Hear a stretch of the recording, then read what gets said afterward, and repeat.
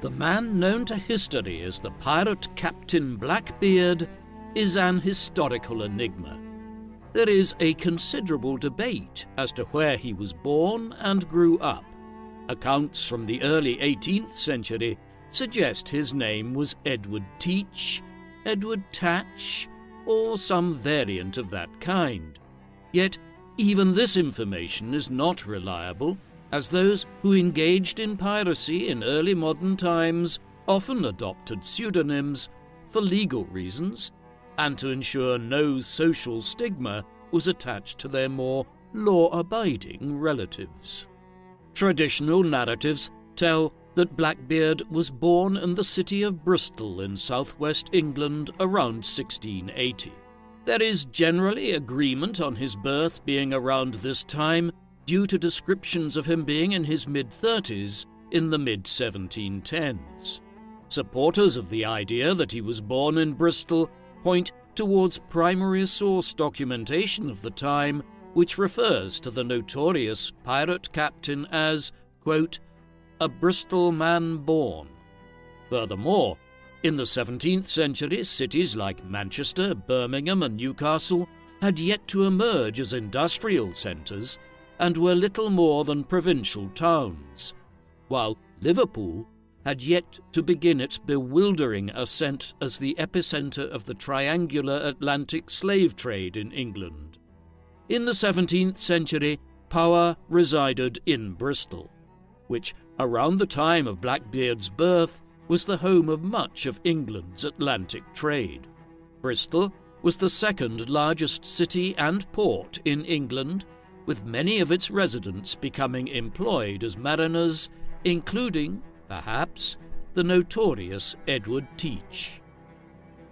Other places have also been nominated as the original home of Blackbeard, including Jamaica. The theory behind this location is based on evidence from a separate contemporary document which refers to Blackbeard as, quote, born in Jamaica of very creditable parents. A third theory, which has been promoted in a recent book, contends that Teach was actually a man by the name of Edward Beard, who came from Bath County in North Carolina.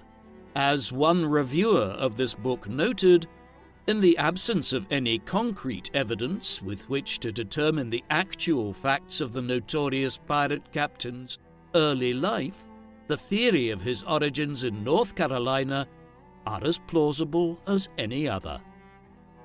While little is known of Blackbeard's early life, it is far easier to reconstruct the political and social world in which he lived. Whether he was born in Bristol, Jamaica, or North Carolina, he was born and raised in England's expanding colonial empire. England was a late arrival to successfully implementing colonization schemes in the New World, only beginning its ascent in the early 17th century when it established colonies in Virginia and in Massachusetts.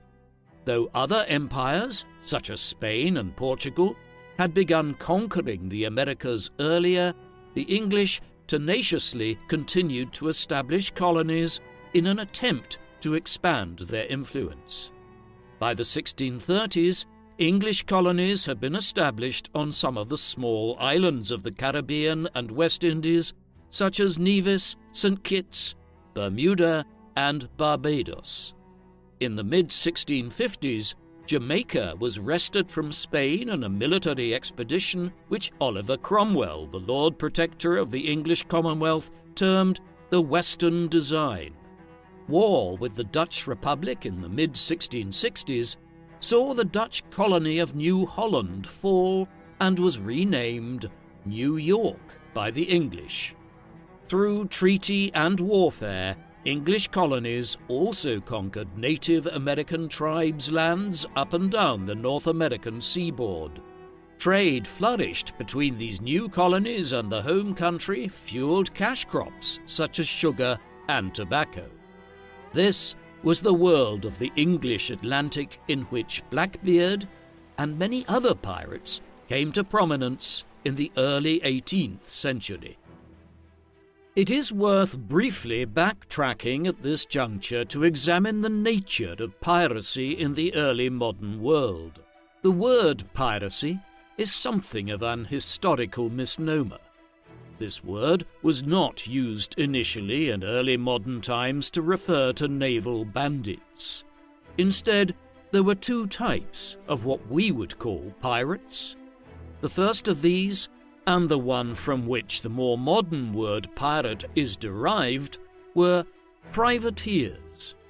These were captains of ships who were employed in an unofficial capacity by the governments of European states to attack the shipping of rival nations. They were given letters of marque or permission from rulers. However, if anyone asked too many questions, they were acting in a private capacity, hence the name privateers. The benefits of this arrangement allowed monarchs like Queen Elizabeth I of England to employ privateers like Sir Francis Drake to attack Spanish shipping in the Caribbean in the 1570s and 1580s, while England was at peace with Spain without her government being directly complicit in attacking the shipping of another country. For the privateers, the occupation ensured government protection and even national fame, whereas later pirates were forever on the run from the governments of every nation. These latter kinds of pirates, who operated solely on their own initiative and who hid out in pirate havens, should rightly be termed buccaneers. These buccaneers operated primarily in the northern and eastern Atlantic in the first half of the 16th century, sailing out of remote ports in southern Ireland, the English West Country, and even parts of North Africa along the coast of Morocco. But by the second half of the 17th century, as European colonial settlements grew in number in the Americas, they had relocated westwards and were increasingly based out of pirate havens in the Caribbean, where they could strike directly at the growing number of ships travelling between the English, Spanish, and French colonies. The increase in Caribbean naval traffic led to a huge explosion in piracy in the Caribbean and Atlantic worlds by the time Teach was born. However, one final element was needed to drive the expansion of piracy in the early 18th century. In November 1700, King Charles II of Spain died without a clear heir. His will directed that Philippe of Anjou, a grandson of the King of France, Louis XIV, should succeed him. But the Austrian House of Habsburg also had a strong claim to the Spanish throne, and the English and the Dutch were anxious to avoid the French securing control over the vast Spanish Empire. Consequently, a pan-European war erupted, the War of the Spanish Succession. It lasted for 13 years. Much of it played out in the Atlantic world with numerous naval clashes along the eastern seaboard of North America and the Caribbean. As this occurred, the government of Queen Anne in England began fitting out extra ships to send to fight the Spanish and the French across the Atlantic, while letters of marque allowing privateer captains to attack Spanish and French shipping were also distributed.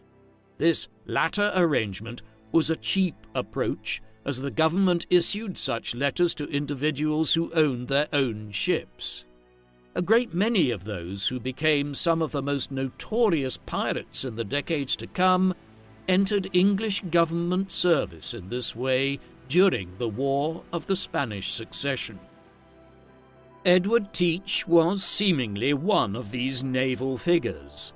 While we know virtually nothing about his upbringing and early adult years, there are snippets of evidence which suggests that he was active in the Caribbean by the 1700s and sailing aboard ships which were attacking Spanish shipping in the Caribbean during the war.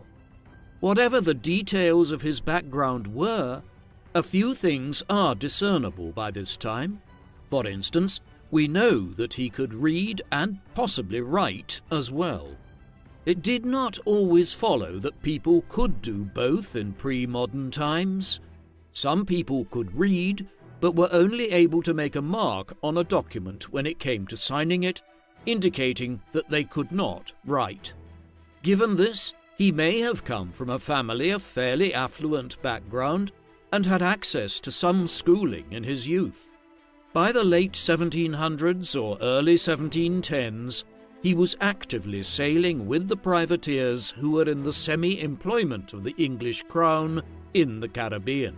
Teach, or Tatch, was based out of Jamaica, and one near-contemporary account offers a brief reference to his time engaged in this activity, claiming he distinguished himself for his uncommon boldness and personal courage. However, he was never given command of a privateer ship and sailed under the direction of others. This is not wholly unexpected, given his relatively young age. It is possible that he had become one of the more senior officers on board one of these privateering ships by the early 1710s, given his rapid subsequent rise. In 1713, disaster befell the small army of English privateers plying the waters between Newfoundland and the Caribbean. After years of stalemate, the decision-makers at the courts of London, Paris, Madrid, and Vienna negotiated a peace settlement and agreed that if Spain and France never united under one member of the House of Bourbon, a member of the French royal family could sit on the Spanish throne. Britain and Austria were compensated for agreeing to this through the transfer of Spanish lands and colonies in Italy, the Mediterranean, the Caribbean, and elsewhere to them.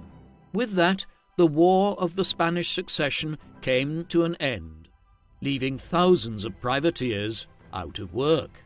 They now had a choice: return to land, try and find positions as legitimate mariners working on board merchant ships, or strike out as lawless buccaneers.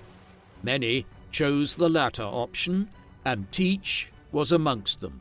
An account of his doings, published in 1724 in London, states that he headed to Barbados, and there he found employ on a ship of buccaneers commanded by Stede Bonnet, a figure who has become known as the gentleman pirate.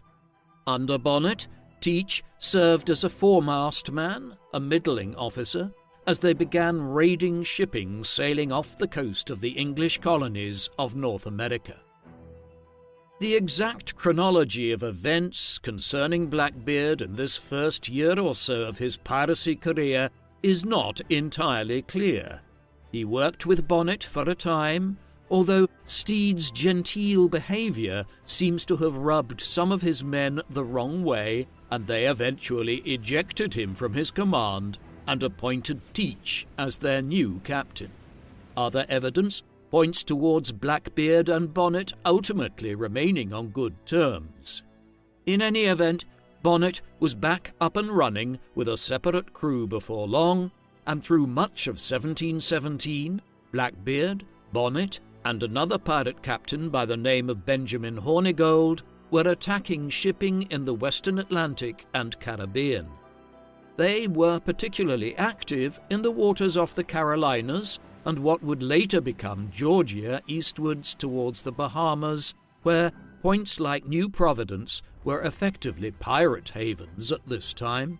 This stretch of water from the Outer Banks eastwards was completely lawless in the immediate aftermath of the war, and it was here that Blackbeard and Bonnet made their names and their riches, attacking any Spanish, English, or French merchant ships attempting to pass from Florida north towards the ports of Philadelphia, New York, and Boston. By the autumn of 1717, Blackbeard was, by and large, sailing in alliance with Hornigold.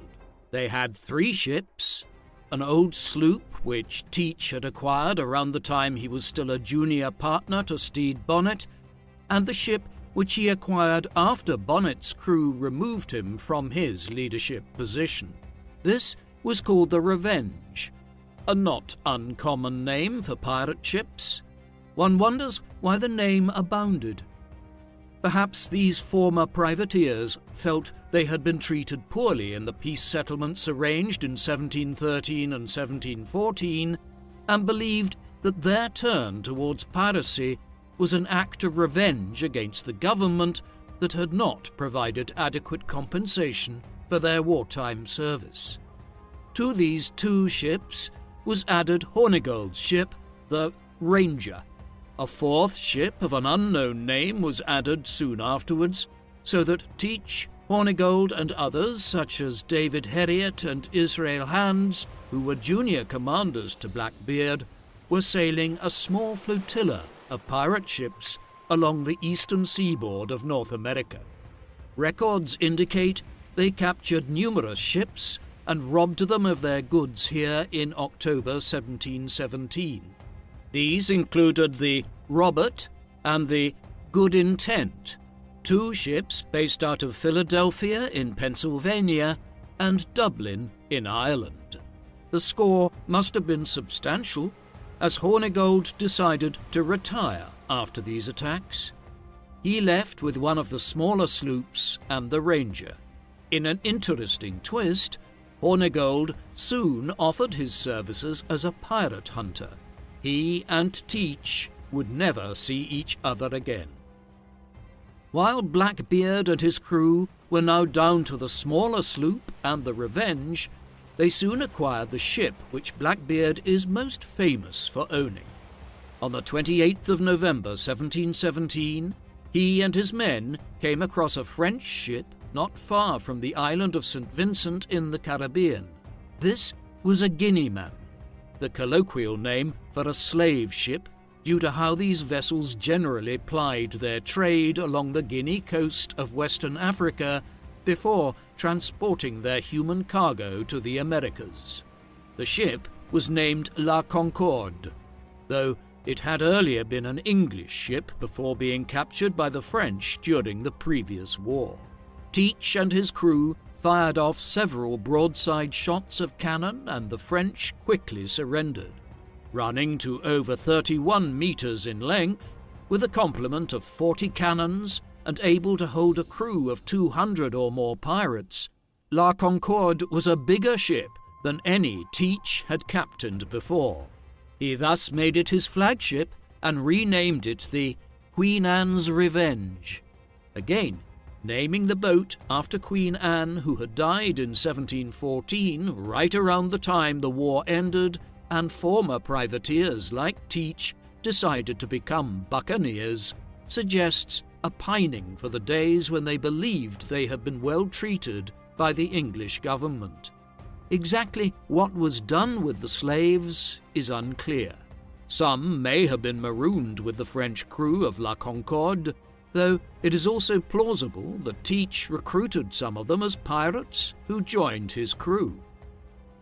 With his new flagship and his other two vessels, Blackbeard continued to raid in the Caribbean and along the shores of the English colonies through the winter of 1717 and into the spring of 1718.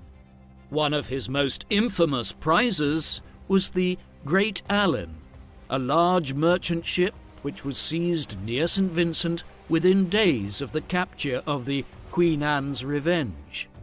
The sacking of this ship, stranding of its crew on shore, and then burning of it was reported as far afield as New England, where the Boston Newsletter noted that Teach had 3 ships under his command and at least 150 pirates, though other accounts suggest that the numbers in his pirate crew had swelled to well over 300 by that time. It was the first of half a dozen valuable prizes which Blackbeard and his crew captured that winter around the Caribbean. The captain of one of these, Henry Bostock, provided one of the most extensive and reliable accounts of Blackbeard when he was deposed by the governor of the island colony of St. Christopher shortly after his return. He noted Teach as being very tall and thin and possessed of an immense black beard. At that juncture, Bostock believed that they intended to winter on the island of Hispaniola with a view to trying to intercept one of the Spanish treasure ships which still sailed from the Americas to Europe every year with the now admittedly thin supply of silver and gold from the mines of Mexico and Bolivia. In all of this, Blackbeard and his followers were operating within what was broadly termed the Alliance of Pirates. This had been in existence since the late 16th century, when it first emerged in the Atlantic world as buccaneers sought to profit at the expense of Spanish shipping crossing from its enormous empire in the Americas to Europe. The alliance involved loosely allied pirate crews who worked together to establish safe havens in ports in disparate locations. In the early 18th century, some of these were found in places like Bermuda and Jamaica, but others were much further afield in parts of Western Africa, while, for a time, Madagascar, off the coast of Southeast Africa, had become a major pirate haven where shipping from India and the East Indies to Europe could be intercepted. All of these pirate crews were seeking to steal anything they could. It was rare that chests full of gold or jewels would show up, contrary to Hollywood depictions of piracy.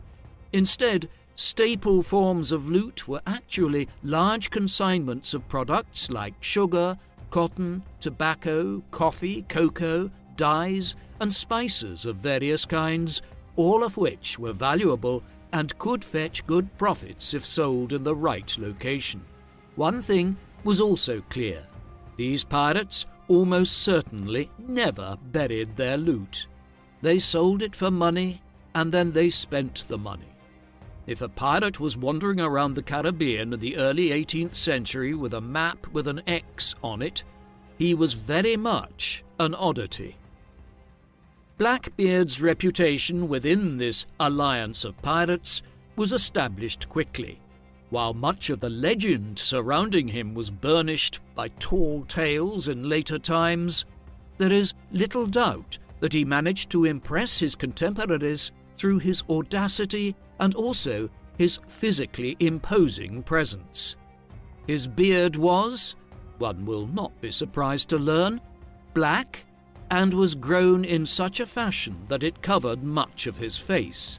It was memorably described as a large quantity of hair which, like a frightful meteor, covered his whole face and frightened America more than any comet that has appeared there for a long time.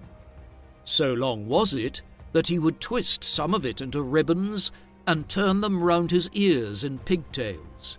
In combat, he was said to walk the deck of his ship with a bandolier of 3 pistols slung over his shoulder and wearing a fur cap. Legend has it that some form of lit matches or dynamite was placed by him coming out of the sides of his cap or beard, so that, quote, imagination cannot form an idea of a fury from hell to look more frightful. His private life had an element of pure fiction and legend around it. For instance, the important account of Teach's life, which was published in 1724, claimed he was a polygamist who had been married at least 14 times, with a dozen of his wives still alive at the time of writing in the mid-1720s. It was common practice, the same author noted, for the pirate captain and his wives to engage in orgies. How much of this can actually be taken seriously, or whether or not it was entirely fabricated to shock a gullible reading audience in early Georgian England, is open to considerable debate, though it is notable that many historians of the golden age of piracy do think that the author of this account, a writer who went by the pen name Charles Johnson, was himself a pirate who may have been active in the Caribbean in the late 1710s. Teach, or Tatch, was also known for his heavy drinking. On one occasion, after a night of heavy imbibing, he allegedly had his men set fire to the entire lower deck of a ship and then wandered around roaring about how he had created a version of hell. A journal of his, which has not survived, but which was allegedly found in his ship after his death, contained entries like, "Such a day, rum all out," and elsewhere, "Such a day, took one with a great deal of liquor on board, so kept the company hot, damned hot, and all things went well again." It isn't difficult to see from descriptions like this how Blackbeard and pirates like him gained a reputation for loose living and debauchery. These salacious and often fantastical details about his appearance and private life aside, Blackbeard's reputation and legacy was based above all other things on his actions in the winter of 1717 and into the spring and early summer of 1718. After wintering in the Caribbean, he and his men evidently abandoned the idea of striking at the Spanish treasure fleet and instead sailed for the Carolinas in North America. It was at this time that Teach decided that they would blockade the port of Charleston in what is now South Carolina. Charleston was one of the most important port towns in the entirety of the British colonies across North America. By the early 18th century, it was the epicenter of the tobacco trade in the southern colonies, and huge consignments of tobacco were shipped from there to the European market every year. Few people would have ever considered attacking a port this substantial for the very simple reason that it would have generated too much attention, and it was assumed that the defences of the port would be substantial enough to ward off a pirate attack. But Teach was about to prove them wrong. That May, his ships showed up on the outskirts of Charleston. The blockade of Charleston continued for a period of 9 or 10 days. The port of Charleston lies inside the Charlestown Bar, a bar or stretch of shoals which form a shallow barrier at the mouth of the Ashley River. Ships have to navigate the Charlestown Bar carefully to avoid running aground on the shoals. Aware of this, Blackbeard and his crews anchored their ships along the bar and waited here for their prey to try and enter or leave Charleston.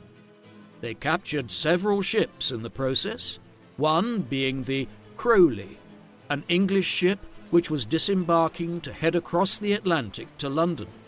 On board were several prominent officials and figures who Blackbeard took captive, sending word to the governor of South Carolina, Robert Johnson, that he had them prisoner and demanding ransom, principally in the form of medicines, an act which suggests an outbreak of disease of some kind amongst Teach's crew, or perhaps a growing penchant for smoking opium amongst the pirate crew.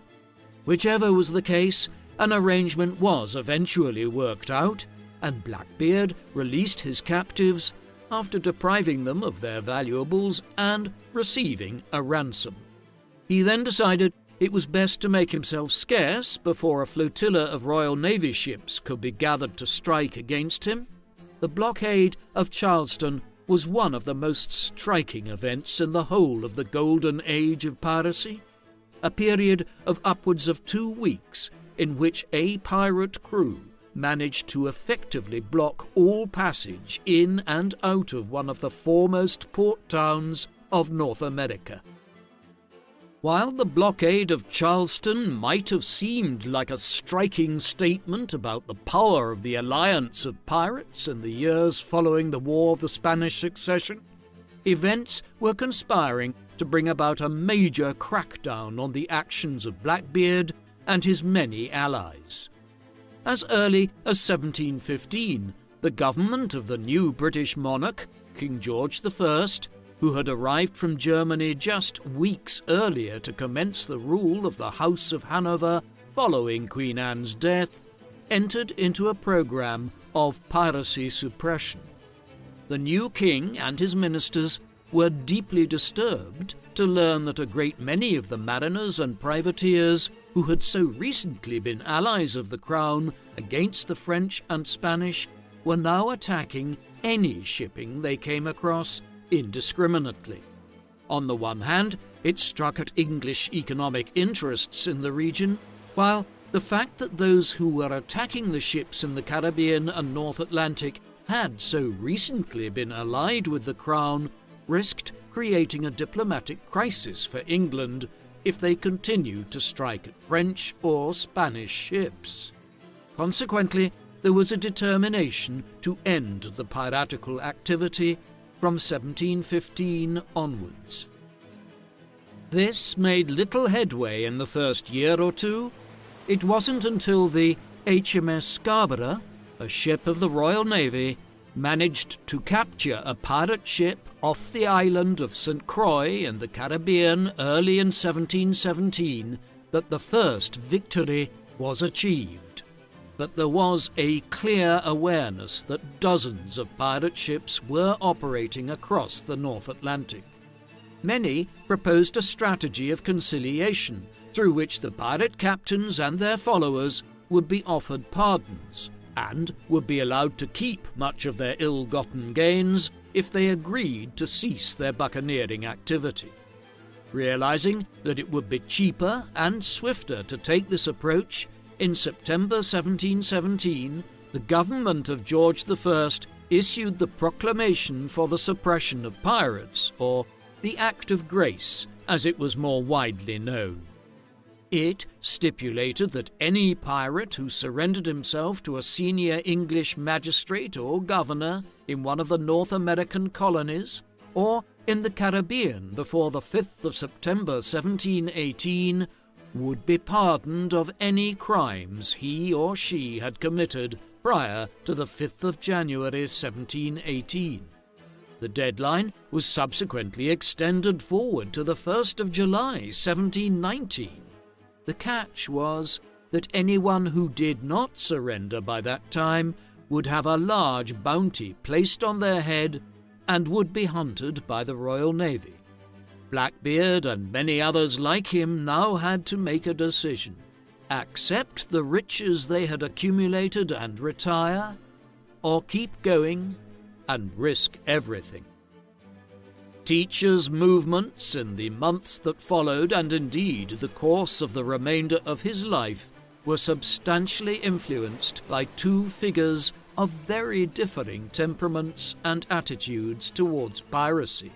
One of these was Charles Eden, a British colonial officer who had been appointed as the governor of North Carolina in 1714 and who held that post through the early 1720s. Eden was notoriously corrupt and was clearly in cahoots with Teach and others like Stede Bonnet and Benjamin Hornigold. One important source for the life of Blackbeard, published in 1724, even suggests that Eden oversaw the nuptials for one of Teach's 14 marriages. Official complaints concerning his conduct in the late 1710s suggested he had benefited financially and materially from facilitating piratical activity off the coast of the Carolinas. This was the figure to whom many former pirates turned to obtain pardons in 1718 and 1719. The counterpoint to Eden was Alexander Spotswood. He was a military commander who had been appointed as the governor of the Virginia colony to the immediate north of the Carolinas in 1710, in the midst of the war with France and Spain. He is generally credited with expanding the Virginia colony in the years that followed and beginning the process whereby the colony expanded westwards into the Blue Ridge Mountains and into what would become the state of West Virginia. Spotswood was a by-the-book government official who did not engage in the kind of corrupt dealings his colleague in North Carolina did. When the orders began arriving from 1715 onwards to crack down on the growing piracy threat, he was determined to implement those same orders. He took an uncompromising approach to Blackbeard and his allies in 1718, determining that he would prosecute them with all military and naval power he could muster if they refused to accept the generous pardon offer which had been extended to them by King George's government. Eden and Spotswood loomed over the pirates in the late 1710s, one offering a way out, the other promising their destruction if they did not surrender.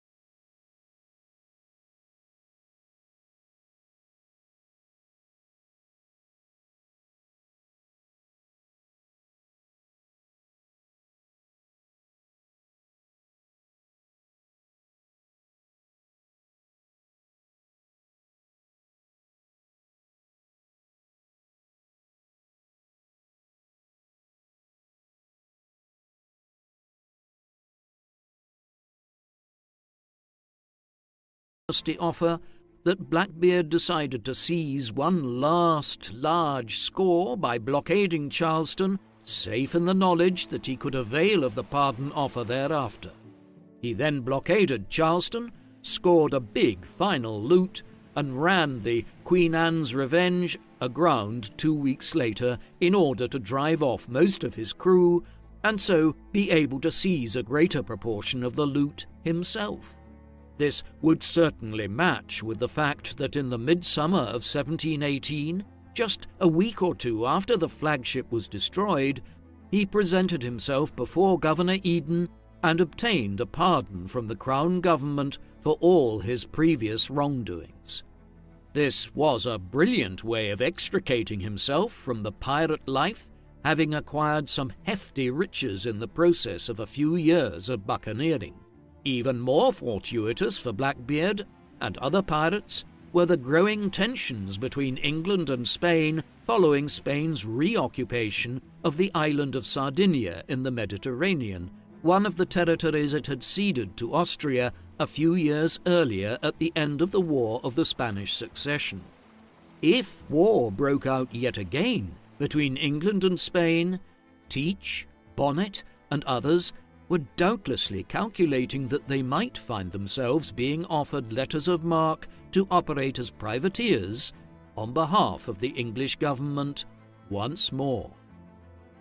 If Blackbeard was imagining that he could have his cake and eat it in this fashion, then he was soon disabused of the notion.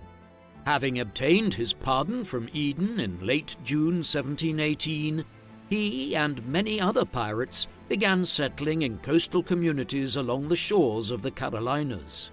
But he hadn't banked on the more scrupulous governor of Virginia, Alexander Spotswood. No sooner had Eden handed out pardons to Blackbeard and many other pirates, who then began settling along the Outer Banks and other parts of the Carolinas, than Spotswood began preparing to prosecute these same individuals. He was able to do so because there was a flaw in Blackbeard's plan. The proclamation for the suppression of pirates, or the Act of Grace, that had held out the promise of pardons to buccaneers like Teach, had contained a very specific provision that anyone availing of the amnesty offer could do so until September 1718, a deadline which was later extended into 1719, but it also contained a proviso that they would only receive pardons for crimes and misdeeds perpetrated prior to the 5th of January 1718. This stipulation had been included for a very specific reason: to prevent individuals doing exactly what Blackbeard had done, learning of the pardon offer and then deciding to engage in one last bout of piratical activity, knowing that a pardon could be acquired afterwards. Teach had done precisely this when he blockaded Charleston, an action which had been carried out 4 months after the 5th of January 1718 deadline. Armed with this knowledge, Spotswood was determined to prosecute Blackbeard and his followers regardless of the pardon which Eden had issued to them in the summer of 1718. As Spotswood began plotting to undermine Blackbeard, Teach himself was settling down near Bath Creek on Plum Point in North Carolina. He still had one small ship left after the wreckages in June, and he had put in a petition to become a privateer as England descended into war again with the Spanish. Many of his more loyal crewmen settled in the region with him. Eden probably was anxious that he would obtain a letter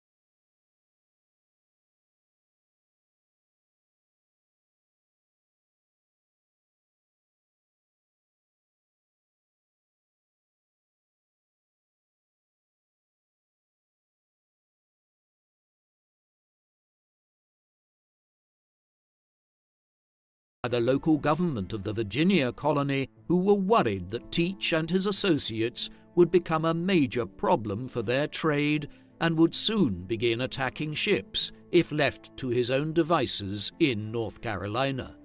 Thus, armed with dozens of cannons and incentives, Maynard and his men set out from Virginia on their 2 ships on the 17th of November, 1718. An extensive contemporary account of the events which followed was published in London in 1724 and provides an unusual level of detail concerning what would ultimately prove to be the final events of Teach's life.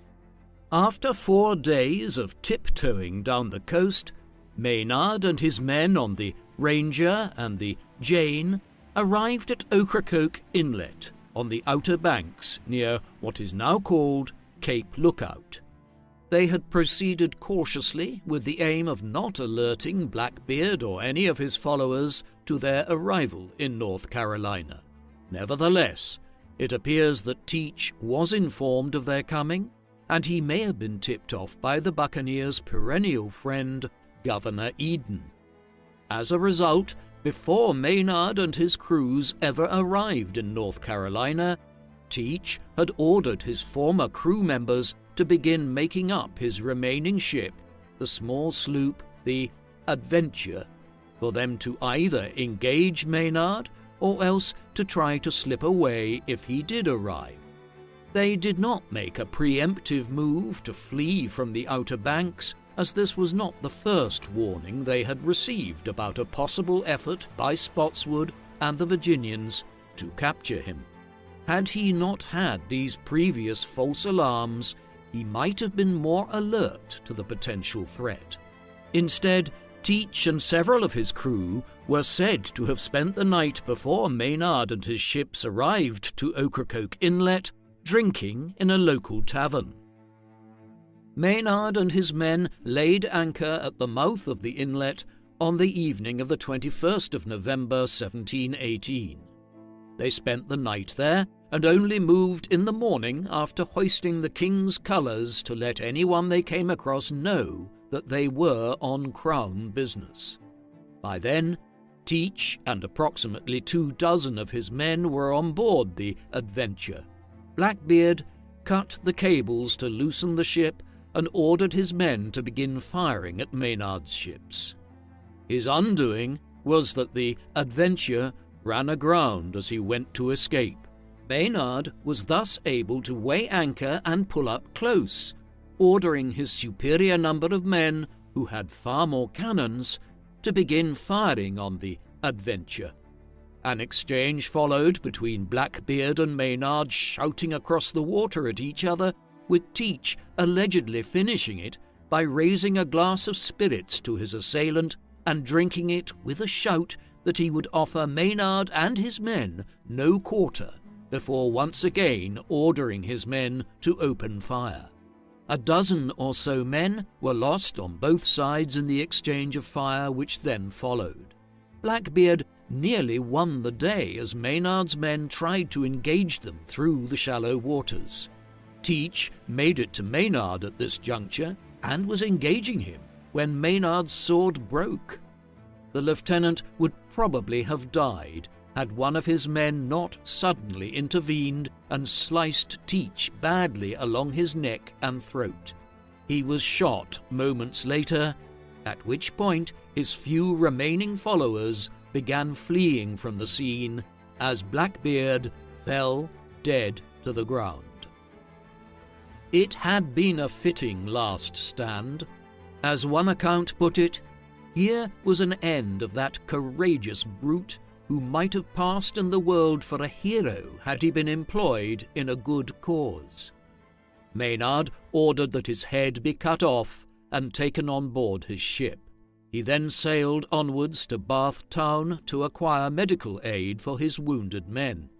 Correspondence between Teach, Eden, and others was allegedly discovered on the wreck of the Adventure and in Blackbeard's house, which indicated the governor's complicity with the pirates and even individuals in New York.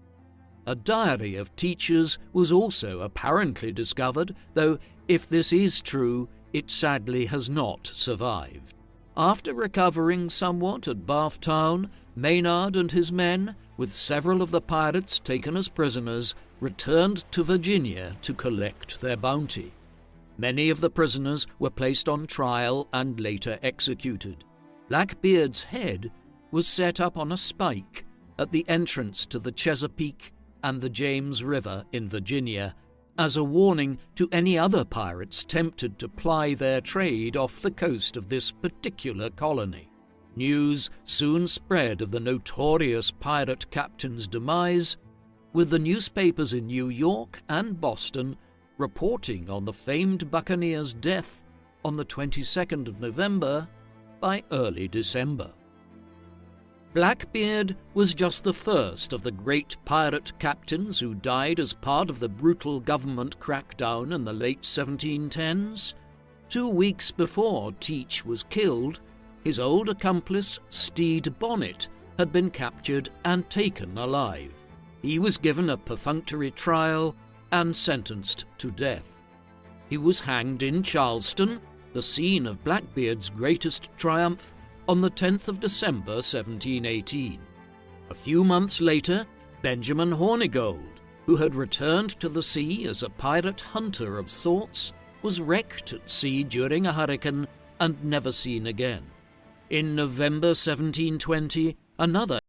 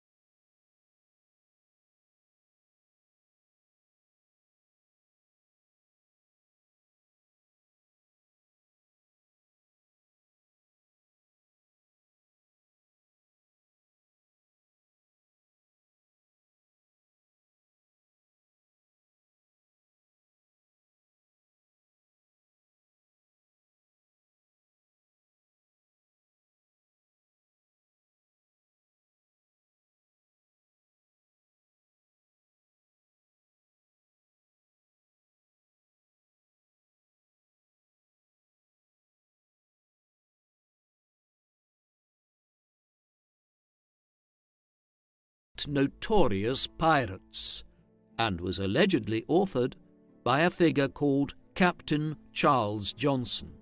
No record exists of any captain sailing out of an English port under this name, and it is assumed that he was using a pen name or pseudonym, a fact which has led to much speculation as to who the author of the General History might have been. The most interesting theory holds that the author was Daniel Defoe, who had published his canonical work Robinson Crusoe 5 years earlier in 1719. Whoever the author of the General History was, it cannot be understated how influential it was in establishing modern ideas concerning the golden age of piracy and the reputations of figures like Blackbeard and Stede Bonnet. In it, Teach and over 24 other famous pirate captains were profiled, while elements of the pirate life, such as the raising of the Jolly Roger flag, were noted. Blackbeard's reputation and legend was further enhanced as the years went by. The 19th century saw a renaissance in pirate lore.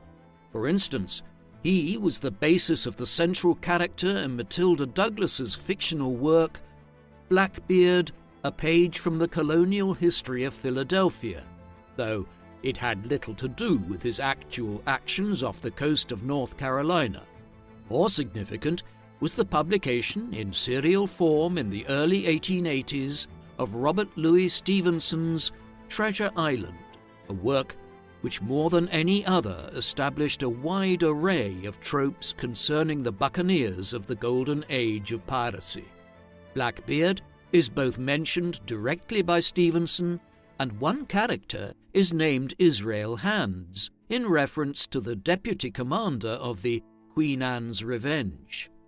A slew of popular works in the 20th century have all been based to some extent on Blackbeard, notably J.M. Barrie's rendering of Captain Hook in Peter Pan, a pirate captain whose hook hand is the equivalent of Teach running around the deck of his ship with dynamite in his beard. A great many television shows and films have centered on characters either called Blackbeard or based on the popular cultural image of Blackbeard, the most recent version being found in Disney's Pirates of the Caribbean franchise. Blackbeard's status as the most infamous of all the buccaneer captains of the golden age of piracy has ensured that academic interest in him remains high, and universities have been able to obtain funding for projects related to him, no matter how loose the connection might be. In the late 1990s, a project discovered the wreckage of the Queen Anne's Revenge off the coast of North Carolina. Naval archaeological expeditions at the site have since retrieved 30 cannons and tens of thousands of different artifacts which can be associated with the wreckage. Live underwater footage of the wreck was even broadcast in the early 2000s. In 2011, the National Geographic Society confirmed that the wreckage was Blackbeard's infamous ship, as sufficient evidence had accumulated by that time to confirm it as such. Notably, a wine glass decorated to commemorate the accession of King George I as the new monarch of Britain in 1714, and a sword similarly marking the accession of Louis XV as King of France in 1715. Fragments of a book entitled